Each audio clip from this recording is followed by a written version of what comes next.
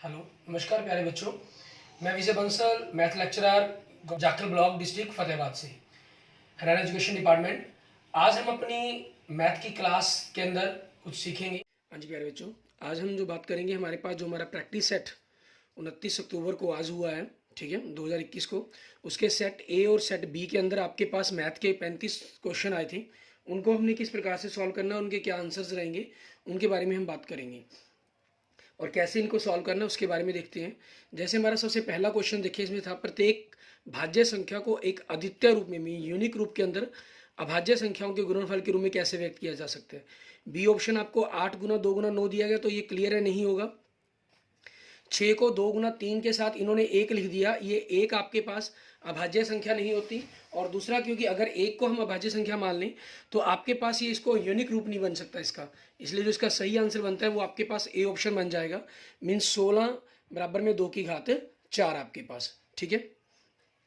Next आपके पास एक शून्योत्तर परिमेय संख्या में एक नॉन जीरो नंबर्स को एक अपरिमेय संख्या में एक रैशनल इरेशनल नंबर से मल्टीप्लाई करना है, तो आंसर उनका जो गुणनफल है वो क्या होगा, हमेशा एक सदैव अपरिमेय संख्या होगी। मीन्स आपके पास हमेशा इरेशनल नंबर होगा आपका, ठीक है।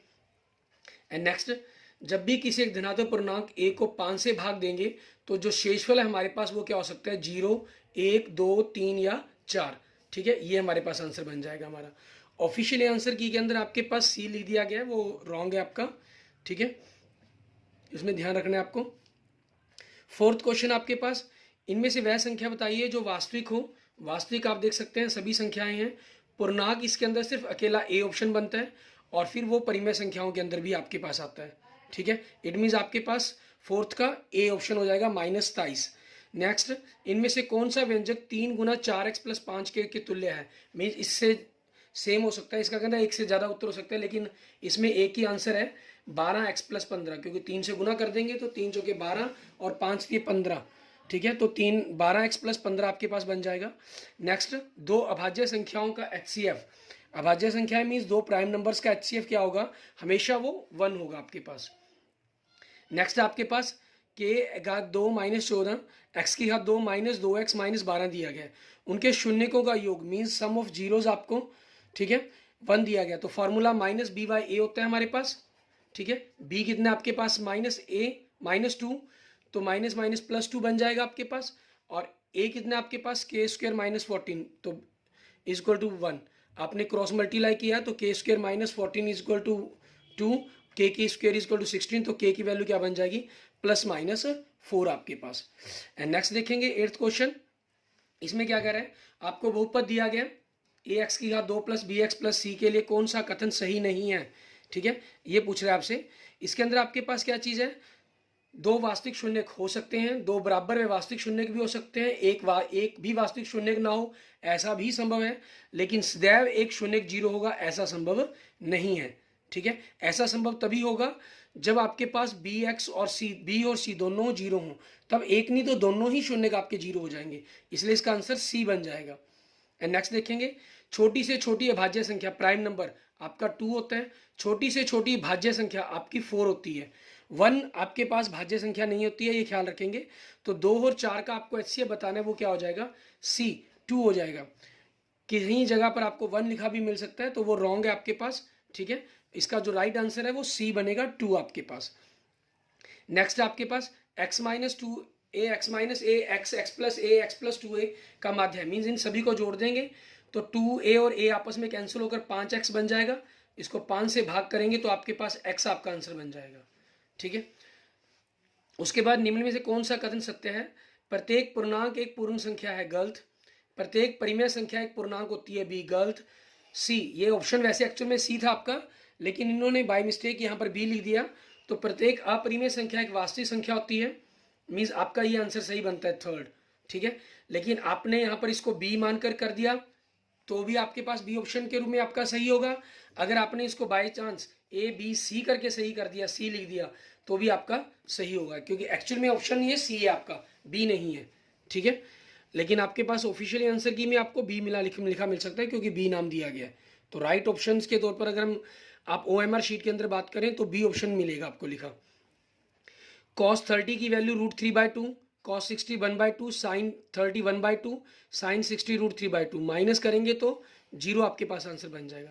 इसमें अगर आप ध्यान दें क्वेश्चन नंबर सेकंड, ठीक है, 10, 11 और 12, ये क्वेश्चन आपके पास वो क्वेश्चन हैं जो पहले आपके पास 2017-18 के अंदर नैस का पेपर हुआ था उसके अंदर आए थे। अगर आपने मेरी पिछली वीडियोस देखी होंगी तो उसमें आपको ये जरूर मिले होंगे। अगर आपने नहीं देखी हैं तो आपको डिस्क्रिप्शन में लिंक मिल जाएंगे, आप वहाँ से इनको वॉच भी कर सकते हैं, ठीक है।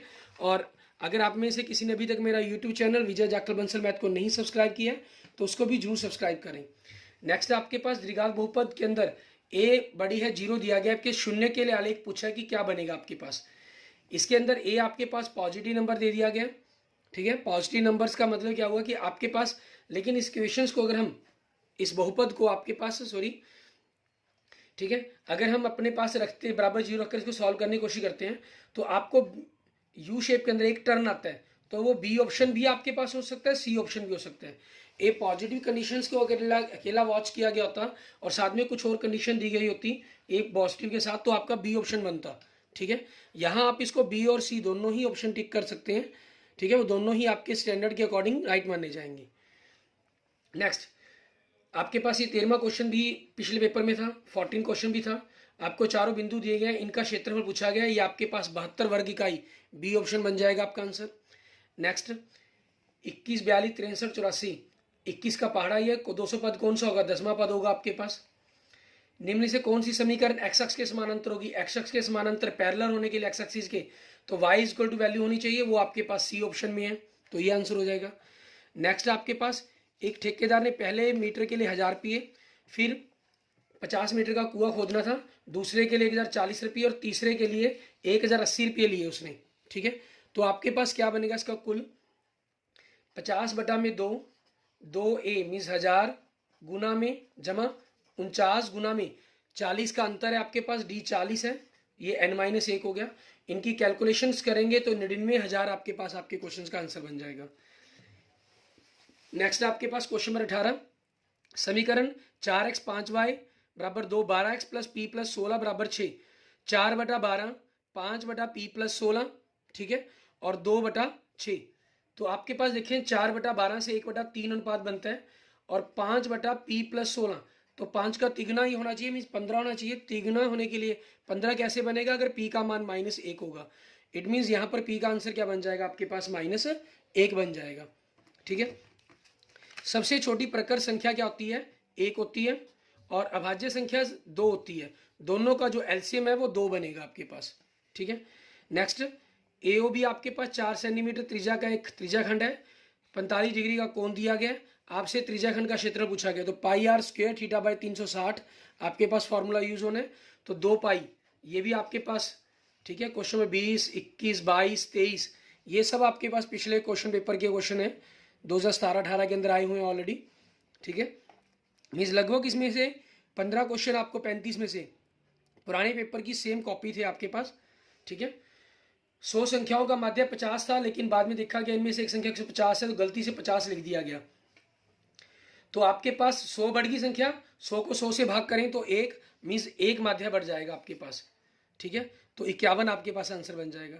नेक्स्ट त्रिभुज के तीनों बिंदु दिए गए आपको, त्रिभुज का क्षेत्र पूछा गया, तो 1 वर्ग इकाई आपके पास आंसर बनेगा, ठीक है। और आपके पास अगर आप चेक करना चाहें कि कैसे ये आंसर बनते हैं तो आप इनको देख भी सकते हैं, डिस्क्रिप्शन के अंदर आपको लिंक मिल जाएंगे, वहां से आप इनको वॉच कर सकते हैं आसानी से। 30 सेंटीमीटर ऊंचाई का एक बेलन है, इसकी त्रिज्या 14 सेंटीमीटर है। नया बेलन बनाने के लिए इसे पिघलाया जाता है, 7 सेंटीमीटर त्रिज्या, तो नए सिलेंडर की ऊंचाई क्या होगी, वो 120 सेंटीमीटर बनेगी आपके पास, चेक कर सकते हैं आप। आपसे पूछा गया चारों बिंदु के, तो दूसरे चतुर्थांश में दूसरे के लिए क्या होगा, पहला x का मान माइनस और y प्लस होना चाहिए, x माइनस वाई प्लस ऐसा कौन सा बिंदु है, p बिंदु है आपका, इट मीन्स a आंसर बन जाएगा आपके पास। नेक्स्ट एक वृत्त की त्रिज्या उसकी परिधि की संख्यात्मक रूप में मीन्स πr² आपके पास 2πr के बराबर है, r से r कट गया, पाई से पाई कट गया, तो r बराबर में 2 इकाई आपके पास आंसर बन जाएगा, 2 यूनिट्स। नेक्स्ट एक शंकु के आधार की त्रिज्या दी गई है आपको 6 सेंटीमीटर, ऊंचाई 8 सेंटीमीटर दी गई है, वक्र पर क्षेत्रफल पूछा गया है, πr/l होता है, r और h से हम l निकालेंगे वो 10 सेंटीमीटर आ जाएगी, पाइथागोरस ट्रिपलेट यूज होगा इसके अंदर आपके पास, और πr/l पाई गुना में r 6 l 10, तो 60 पाई 60 पाई सेंटीमीटर स्क्वायर आपके पास ये आंसर बन जाएगा। 27वां क्वेश्चन, दो बेलनों की त्रिज्या 2:3 के अनुपात में है, 2:3, तो 2 गुना में 2 बटा में 3 गुना 3 और ऊंचाई 5:3, तो 20:27 इसका आंसर बन जाएगा आपके पास, क्योंकि पाई से पाई कैंसिल हो जाना, आपके पास वही रहेगी। आयतन के अंदर, आयतन का पूछा गया था, आयतन के अंदर त्रिज्या 2 बार आती है और ऊंचाई 1 बार आती है, उस चीज के कारण ऐसा हो जाएगा आपके पास। नेक्स्ट, दी गई आकृति में ए बी और सीई दो जीवाएं पी एक दूसरे के लंबवत हैं। इसमें आपके पास क्या होगा, आप सबसे पहले इन दोनों त्रिभुजों को अगर आप देखेंगे, ठीक है, तो ये आपके पास सर्वांगसम हो जाएंगे, जिससे कारण ये दोनों कोण आपके पास, मीन्स ये वाला कोण आपके पास और ये कोण बराबर हो जाएंगे। अब ए बी सी डी ये आपकी एक साइक्लिक क्वाड्रिलेटरल चक्रीय त्रिभुज बनती है। ये कोण इन्होंने 130 का दिया हुआ है, तो ये कोण आपके पास 50 का हो जाएगा, ये भी 50 का हो जाएगा बराबर होने के कारण, तो पूरा कोण आपसे पूछा गया था वो 100 डिग्री का हो जाएगा आपके पास आंसर। ठीक है, चक्रीय त्रिभुज के कंसेप्ट यूज हो गया यहाँ पर। आपके पास इसमें ऑप्शन में मिस्टेक ये थी कि पाई साथ में देना था इन्होंने, ठीक है, पाई यहाँ बाई चांस मिस्टेक थी, आपके पास किसी भी ऑप्शन के अंदर नहीं था। ठीक है, तो इसकी आपके पास, आपको चाहे ग्रेस मार्क्स भी मिल सकते हैं, आपके टीचर्स पर डिपेंड करता है। और जनरल आपके पास सी कैलकुलेशन करते हैं तो आपको क्लियर हो जाता है कि 90 पाई आपके पास बनेगा आंसर। ठीक है, क्योंकि फॉर्मूला इसके कुल क्षेत्रफल का क्या होता है, pi r square 2 pi r square plus 2 pi r h, means आप 2 पाई आर कॉमन निकालते हैं तो आपके पास 90 पाई वर्ग सेंटीमीटर आपके पास आंसर बनेगा इसका। नेक्स्ट, दो सर्वांग वृत्त में तो त्रिज्याएं समान है तो पाई भी समान होगी, कोणों 60 और 20 का दिए गए हैं, तो उनकी संगत चापों की लंबाई का अनुपात पूछा गया है, तो ये 3:1 बन जाएगा। अगर क्षेत्रफल की बात की होती तो भी वो वही बन जाना था, क्योंकि त्रिज्या तो सेम हो जानी थी, तब भी 3:1 ही बनेगा। अगला, 10 छात्रों का प्राप्त माध्य अंक 32, तो उनके द्वारा कुल अंक 320, 5 का 35, उनके द्वारा कुल अंक 175, टोटल 495, टोटल स्टूडेंट हो गए 15, तो 15 स्टूडेंटों का माध्य क्या बन जाएगा, 33। नेक्स्ट, दी गई आकृति में ओ वृत्त का केंद्र है, ये 30 डिग्री का कोण दिया गया, आपसे केंद्र का कोण पूछा गया, केंद्र पर बना कोण शेष कोण के दुगने के बराबर होता है, तो 30 का दुगना 60 डिग्री का आपका आंसर हो जाएगा इसका आंसर। नेक्स्ट, दो खंभे दिए गए हैं 6 और 11 मीटर के, हमने यहां से इसकी बीसी के समानांतर एक रेखा खींच दी। ठीक है, तो ये 12 सेंटीमीटर, तो ये 12 हो जाएगी, ये 6 है, ये 6 होगी आपके पास, तो ऊपर वाली 5 बच गई।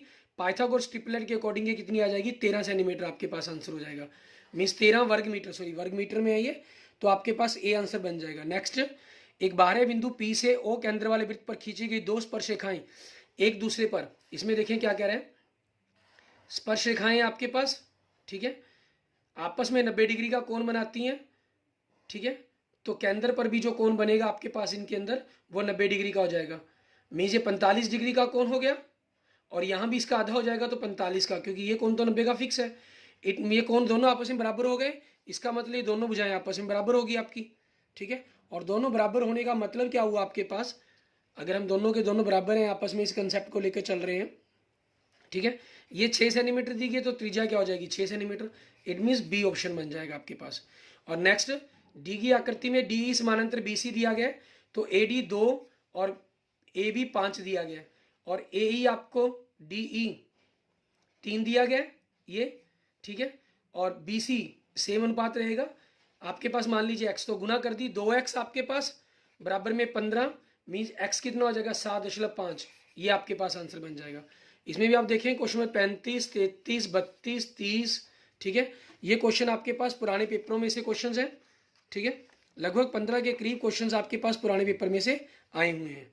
क्लियर, इस तरीके से आपके पास सेट ए और बी, इंग्लिश मीडियम और हिंदी मीडियम, सभी के अंदर आपके पास इसी प्रकार से आपके जो क्वेश्चन के आंसर रहेंगे उनको आपने सॉल्व करना है।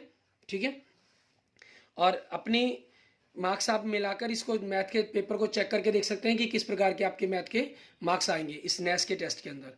Clear, okay, thank you friends, thank you students. अगर आपको मेरी वीडियो अच्छी लगी तो इसको लाइक करें, अपने दोस्तों मित्रों से इसको जरूर शेयर करें। अन्य किसी भी प्रकार की प्रॉब्लम के लिए आप मुझे मैसेज कर सकते हैं, कमेंट कर सकते हैं।